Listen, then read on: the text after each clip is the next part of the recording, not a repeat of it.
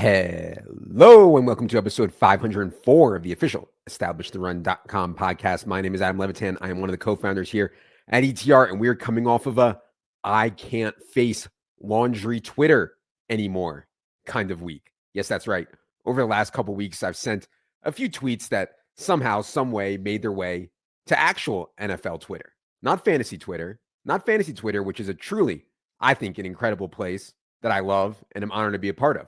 I am talking about NFL diehard fan Twitter, which quite frankly is a hellscape of unimaginable proportions. This is a place where facts don't matter.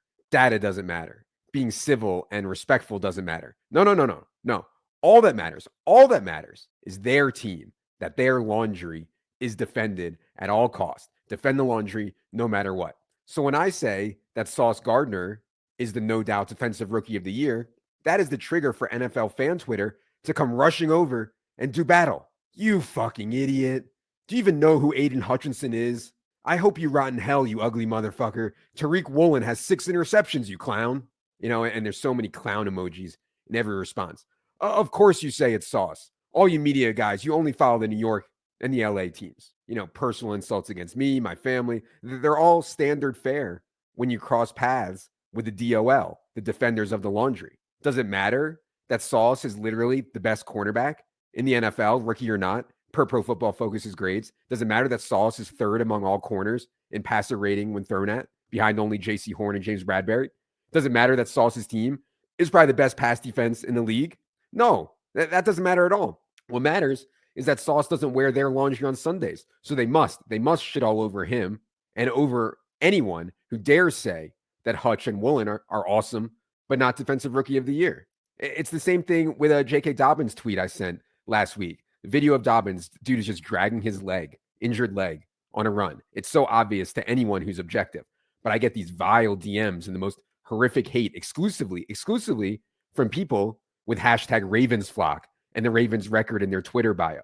And honestly, I won't even bring this up. It really doesn't bother me at all. It really doesn't. It does sting me, I think, when people who I think are smart and people I respect say hurtful things, but laundry idiots, that does not bother me at all. I only bring this up because I think this obsessed fan thing is a microcosm of our current society. And I hate to get political on here. I am not a political guy at all. I think moderate common sense is so sorely needed. Shout out Silva Levitan 2024, of course. But this fan Twitter thing is just like the Republicans versus the Democrats. Facts don't matter there either. There's no nuance or context between the sides. All anyone does is just defend their own team, no matter what. A Republican says the sky is blue. Enter 100 Democrats to say, you dumb motherfucker, it's yellow. Get fucked, you asshole. A Democrat says the grass is green. Here come 100 Republicans to say, no, it's brown, you clown. And of course, everybody rational, everybody with common sense, every normal human knows the sky is blue and the grass is green. But too many people are tied up in our own teams, defending our own teams, that we can't just have common sense. And look, I am absolutely the last person that should be talking about societal issues or politics, etc. It's way, way, way out of my expertise, obviously.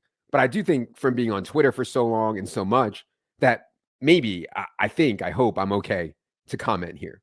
So anyway, I know people get really offended when I give the laundry take. You know, when I give the take that being a fan is so dumb, you're not actually part of the team. You don't get anything when they win. You don't make a single decision. You didn't do anything to help them win or lose. You know, I think it's insane that actually letting your mood get affected or not ingest facts because you are from a city and some insanely good athletes happen to wear the uniforms of that city. I know people hate that take. And I know people listening to this, I guess very few of you are actual laundry bros. But I just had to get this off my chest. I had to. I'm sorry. I hope that makes sense. And to be honest, maybe I'm more on edge lately because I've been losing in DFS. You know, not a ton, not anything close to actually affecting my life, obviously, but losing is hard. You know, no matter how many years I've been gambling, I think I've gotten 1,000 times better at handling losing. But yeah, it can still make me more irritable, more agitated, just more on edge. So I played really, really bad this past week in both cash and tournaments, like really horrifically, probably the worst I've played, and also got the worst results I've had in a long time. Because, you know, sometimes in DFS you can play bad and still win. or break even it or win a little. But this time I played bad and just got wrecked. I'd say three things on DFS from this past week. Number one, I got way too locked on to a Chargers team, which has underperformed not only this year, but I think really many times in the Brandon Staley era. We have so much data now, 14 weeks this season, and the ADOT, the average of the target on Justin Herbert, the floor games for the offense. It's just a lot of it.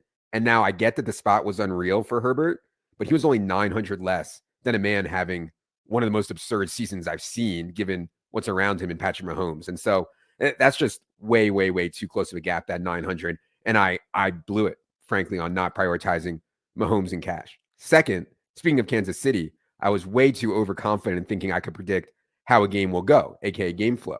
Like, oh man, Mahomes is a sick play, but Texans aren't going to score. Mahomes may only get 30 attempts off here. I can just save the 900 and go down to Herbert. Predicting game flow, I think, is an important thing to try to do, but let's not try to be overconfident. And more importantly, let's not double count it. In other words, all this, well, it might be a blowout stuff, it's baked into our projections. We are modeling through the game line and how that will affect play calling and likeliest outcomes, of course, using historical data, et cetera. So, and we still had Mahomes a few points clear of Herbert. So I clearly double counted there, I think. And point three from DFS this past week, predicting game plans. I played 11 tournament teams this past week, a few more than usual for me. I played a few extra for the FanDuel Fan Championship. Actually had Zay Jones on 4 out of the 11. I had a ton of Zay Jones CeeDee Lamb minis, which it should have been an absolute smash. But on these teams, I exclusively went Pacheco over McKinnon. I played a ton of Miles Sanders. I only had one Jalen Hurts team, which honestly, that stuff may have been fine. But for tournaments, the field did the same thing. Like, for sure, I should have done the opposite there because predicting game plans is hard. The Bears for sure have an all-time bad secondary. Of course, the Eagles could have a really aggressive throwing plan. For sure, Kansas City could go more McKinnon here. Why not? So yeah, I could talk about 10 other mistakes I made in DFS this past week, but honestly, I'm just feeling a bit despondent. Definitely need to clear my head and get a reset. Typically partaking in at least 3 of the 5 best feelings in the world does that for me. Do want to get to listener questions here, but first I got to give a shout out to everyone on our props teams at ETR and everyone in the props discords too, honestly, NBA and NFL. Props is such an insane grind. I honestly and really do not recommend it unless you're really, really up for the grind and the war that is going on out there to get bets and accounts, etc. But man, the NBA guys are winning the war in a big way. They are 291 and 173 for an 18% ROI this season. Just absolutely insane. NFL, we're at 250 and 185 for an 8% ROI, which I feel actually really good about. And then, the guys and girls in the Discord are finding a ton of good stuff on their own too. So yeah, I just want to give a shout out to everybody on our team working on the props team. It's an incredible, incredible amount of work. Anyways, no one cares. I know. Let's get to everyone's favorite portion of the program, the listener questions. Producer Luke, hit the theme music.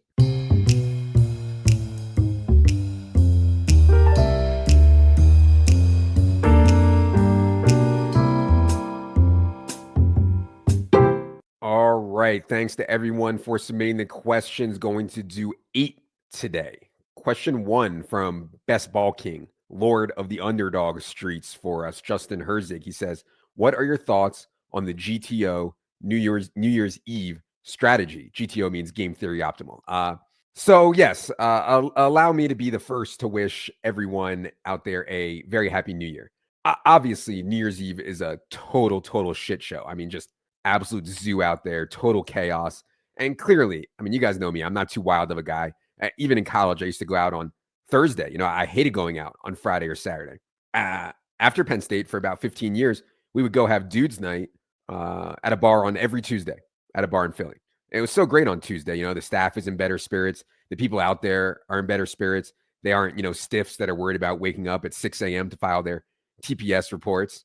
Now, New Year's is a whole different beast. I've done some fun stuff through the years. I actually did Times Square one year, which was, kind of mad, but an experience for sure.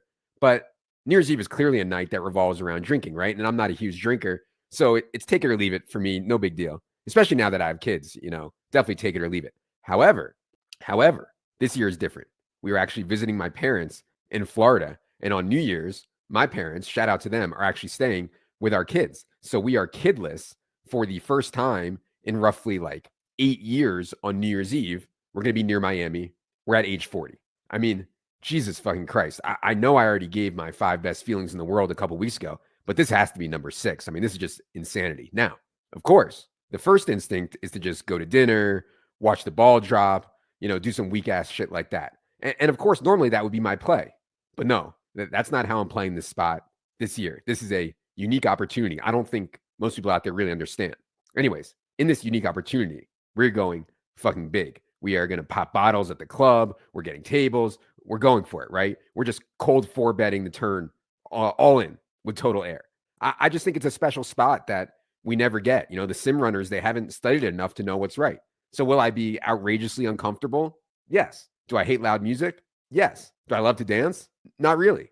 Do I like the bros with weird hair smashing vodka Red Bulls against their forehead? No. Do I want to do drugs? Yes.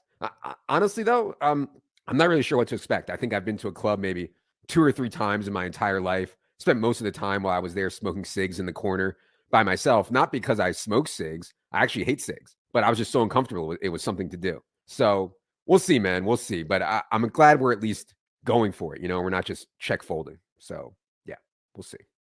Question 2 from Alan. He says, "Hey, Adam, quick question for the solo pod. I assume I already know your answer on this, but curious to get your thoughts on sportsbooks refunding bad beat/injury bets like with Kyler Murray last week. Obviously, they're great for when your bets get refunded, but I'm starting to get tired of people now expecting/begging other books for the same treatment when they have no obligation to do so." Yeah, I would just say you got to understand what's going on. You're being marketed to, period. You're being marketed to. I hope everyone understands that. I think that's important. Not that it's a bad thing at all. In fact, I'd argue it's a great thing. There has never, ever been a better time, and probably never will be a better time to be a sportsbook customer. They literally pay you to sign up. Shout out establishthерun.com/offers. They literally, like, Kyler Murray blows out his knee and they still pay out overs. They run promos all the time. It's just an amazing time to be the customer. Of course, all the books are trying to do is market to you and secure you as a customer for life, which is good business, man. I mean, I'd be trying to do the same thing. So if they lose, I don't know, 200K, I have no idea. I mean, if they lose 200K on Kyler over refunds, I doubt it's even that much. But even so, it's a drop in the bucket in their $1 billion marketing budget. Question 3 from Molly Hatchett says, "Adam, my friend group, late 20s, early 30s, has one friend who blows up our phones, sharing tweets, photos, texts, etc. all day, every day. But once the time comes time to actually hang out, he almost always forfs." I actually don't know what forfs means. I assume bail.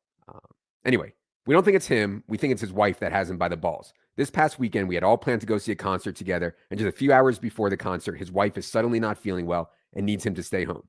It's not just a one isolated incident either. He always has to ask her if he can do anything, and it's gotten to the point where we don't even bother asking him anymore. How do we tell him enough is enough? Yeah, I mean, he's fucked. He's fucked, obviously. I think it's going to be really hard to be in a happy relationship if one side doesn't understand the other side needs time for him or herself at various times, period. Now, there may be more to the story here. I mean, maybe it's you, Molly Hatchet. Maybe you are some freak who makes him go to the titty bar every time you guys go out. Or maybe you smell like shit, and every time your boy comes home and he gets in bed, he ruins the sheets, or maybe your friend's wife has some issue you're not aware of. Who knows? Health, mental, anxiety, whatever. So I'm a really big believer that there are 2 sides to literally every story. I honestly try to hear both sides. It's never black and white. It's always gray, even the side you disagree with. I think it's important to hear the other side and always understand where they're coming from.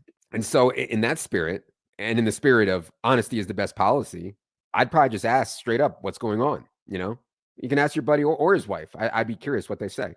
Never know. Question 4 from Zach. He says, "Do the parents at your kids' school/sports know what you do and your celebrity status? I imagine all the dads asking you start sit questions and maybe even some moms listening to these solo pods." Yeah. Celebrity status, such a crazy thing. Dude plays fantasy football.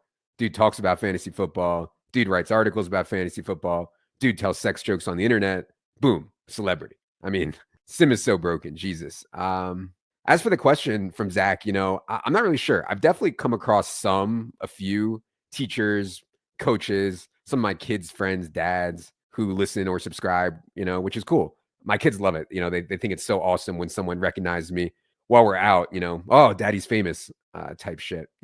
He's a celebrity. He might cause a pseudo stir.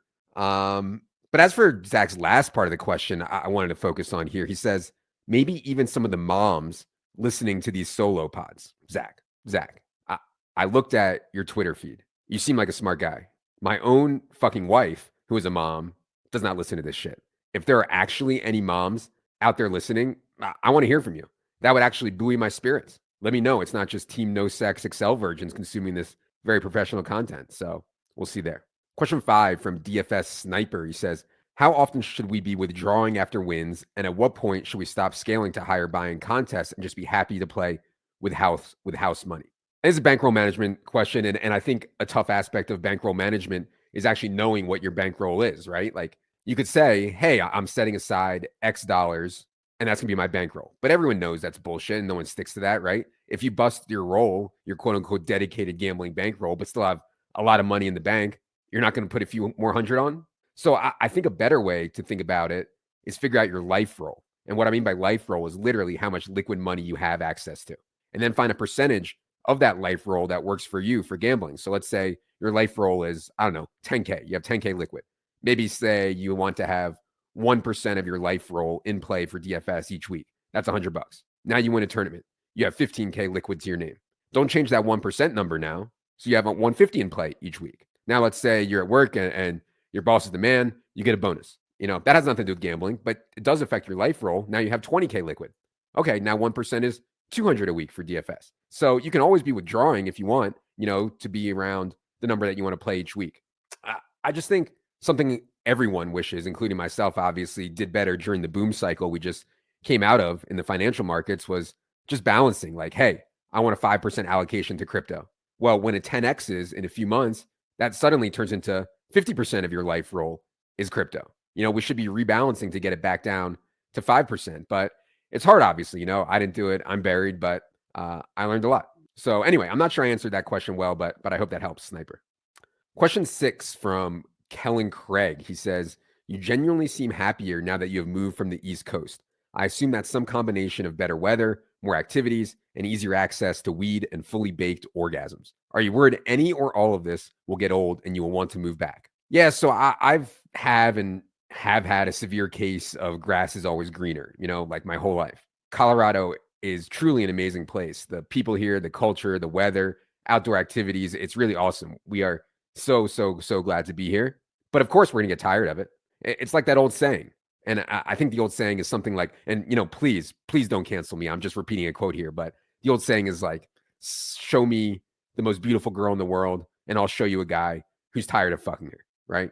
So I think for me personally, the optimal move, the GTO move for my happiness would be to move cities every 3 to 4 years, you know, just experience different things, different cultures, different foods, different cities, different people, different activities. You know, like I'll spend 3 years in Philly, then I'll live in Denver for 3 years, then I'll spend 3 years in New York, then 3 years in Maui, then 3 years in Big Sur, then 3 years in Alaska. I mean, just keep going, you know, just do it all. But, and not just visit those places on vacation, like actually live there for 3 years. Now, of course, this is not an option for me because I had the unprotected intercourse. And I don't think it's really fair to the kids to make them move all the time, you know, leave their friends. I'm a horrible, selfish person, but I have way too much guilt to do that to them. So I do think that moving schedule would be a cool thing, though, for anyone unattached. Now, that said, I'm sure I'm doing what I always do when I talk about these spots and when I think about these spots, which is undervalue human interactions, human relationships, you know? Like the way you get those deep personal connections with other people is living around other people, the same people for 5, 10, 20, 30 years. You see them constantly. Oh, there's Joe at Safeway. Let's do a stop and chat. Oh, Tom is watering his grass again. Let's go talk about optimal lawn care strategy. And yes, I know I am mocking the exact stuff that my therapist tells me I need to do to find happiness, right? Be closer with other humans. So I'm trying. Anyway, to answer the question more directly, I don't think I'd ever move back to the East Coast. I spent the first 38 years of my life on the East Coast. We just have such an amazing country. I want to experience more of it, but I definitely move to other places once the kids are in college, like for sure. Question 7 from Brian Caldwell. He says, hey, Adam, with it being the holiday season and family game night seeming inescapable, I was curious about wagering some cash as a fellow GPP bro who needs his DOTL, dick on the line, to feel anything anymore. Having trouble realizing my equity as there is no late swap in Chutes and Ladders or Monopoly. I hear you, Brian. I hear you. I typically need my DOTL to enjoy anything. It's actually a disturbing problem. But in the case of board games with family, I actually think there's enough pride and competition on the line where I can still enjoy it. I grind Uno against my kids. I go all out. It's a great game. Rackham is a great game. Every time I win in one of these games against my kids, I tell them, don't fuck with a professional. Do not fuck with a professional. Important lesson to learn at a young age. I did get them a poker chip card set as a gift last year. I'm going to play some sit and goes with them, which I think will be fun. Learning curve is obviously harder there, but yeah, I got to get them to start understanding ranges now so they aren't sleeping under the boardwalk in 20 years.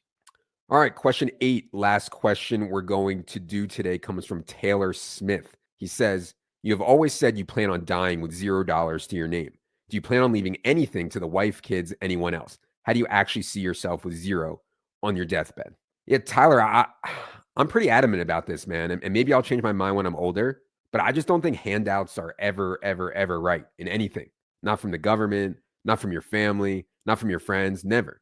I mean, some of my idiot friends are like, oh man, I just want to find the girl. I just want to marry a girl from a super rich family. And I tell them, man, I really, really, really don't think you want that. That will not be satisfying. That will not be fulfilling. And you'll always be the family's bitch. You'll always be the one grifting off them. I also have some friends who have no motivation to grind because they are literally waiting for relatives to die. I mean, these people are sick. I mean, they're like, well, this job sucks. I don't make very much money, but I need grandma to croak and then I'll get $1 million. I mean, Jesus fuck, man. Like, you are not only sick and deranged, but you're also a lazy motherfucker, right? So my goal is to live life here on earth to the absolute max. That means spending whatever money I'm lucky enough to have on life experiences. If I want to waste a bunch of money at some stupid club in Miami on New Year's, hey man, that's an experience. The idea is to spend enough while you're young and to enjoy it so that I'm left with zero on my deathbed. To me, that's a fully lived life, not holding some money in fucking T-bills or bonds or S&P 500 funds and dying with it in a goddamn Fidelity account so my kids can blast off with it. Fuck that. They got to grind their cock all the way down to 3.9 inches, just like I did. What's fair is fair. All right. That is going to do it for this edition of the Solo Pod. I'll be back later tonight with Silva for Team by Team. If you are a subscriber, please stay tuned to our Twitter account. We will be announcing the Christmas schedule, messy schedule this week with games on Thursday, Saturday, Sunday, and Monday. Appreciate you being here. For Bruce or Luke, for Jerry, I am Adam. Good luck, everybody.